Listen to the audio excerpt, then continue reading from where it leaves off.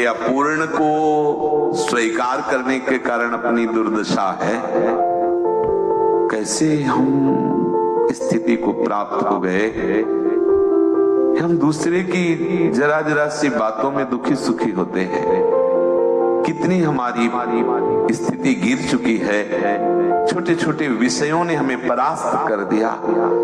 छोटे छोटे भोगों की आकांक्षा के लिए हम किस किस के आगे घिघियाते हैं, हाथ फैलाते हैं। कितनी दयनीय दशा हो चुकी। सोचो, बाहर से हम बलवान बनते हैं, धनवान बनते हैं, बुद्धिमान बनते हैं, अंदर से छोटे छोटे विषयों ने हमें अपना गुलाम बना रखा है, जबकि हम परमात्मा अंश हैं, श्री कृष्ण अंश हैं। और इस प्रकृति के अंश से प्रकट हुए विषयों ने मुझे बांध रखा है, जबकि बिल्कुल झूठ बात है, फिर भी हम बंधे हुए हैं। यद्यपि मृषा पर छूटती कठिनाई।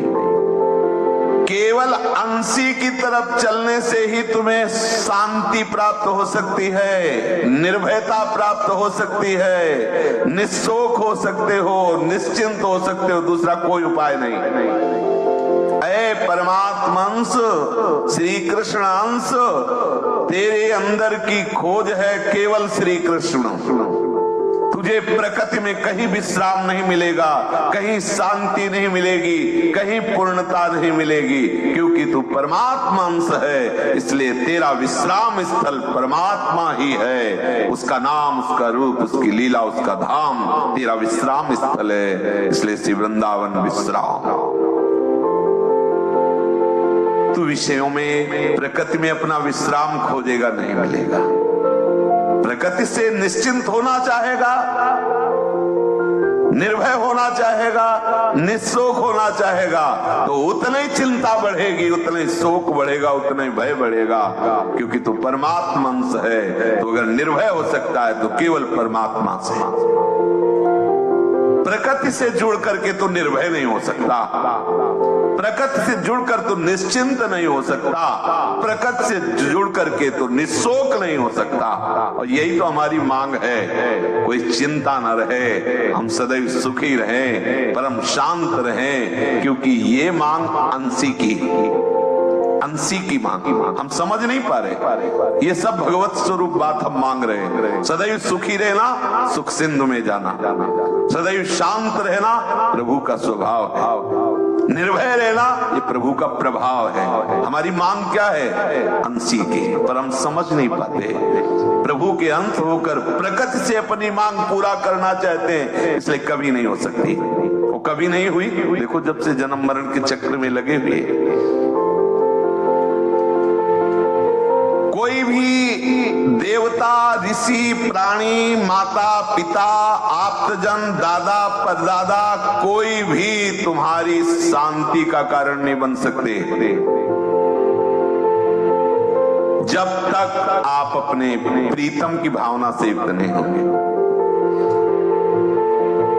कोई उदाहरण दे सकता है कि पुंडरीक जी अपने माता पिता की सेवा से ऐसी पदवी को प्राप्त हुई। महाराष्ट्र श्री कृष्ण भावना में डूबे हुए। समझ रहे?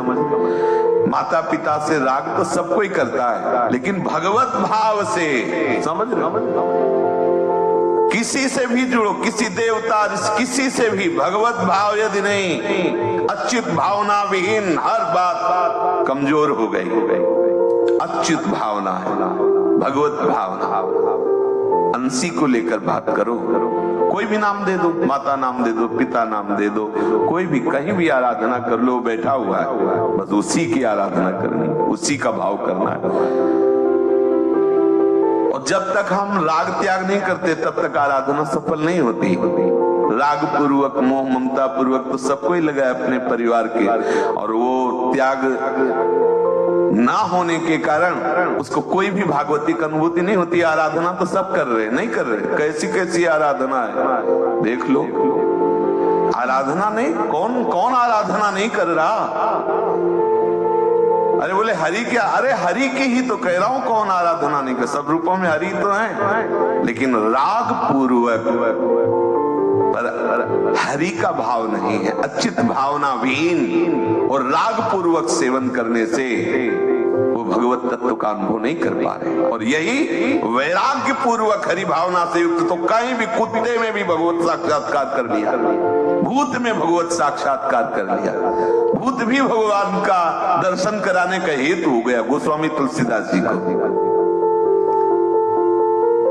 कोई भी ऋण उसके ऊपर नहीं रहता, ना देव ऋण, ना ऋषि ऋण, ना प्राणी ऋण, ना माता पिता का ऋण, ना दादा परदादा का ऋण, ना पितरों का ऋण, कोई ऋण नहीं रहता। देवर्षि भूताप्त नृणाम पितृणाम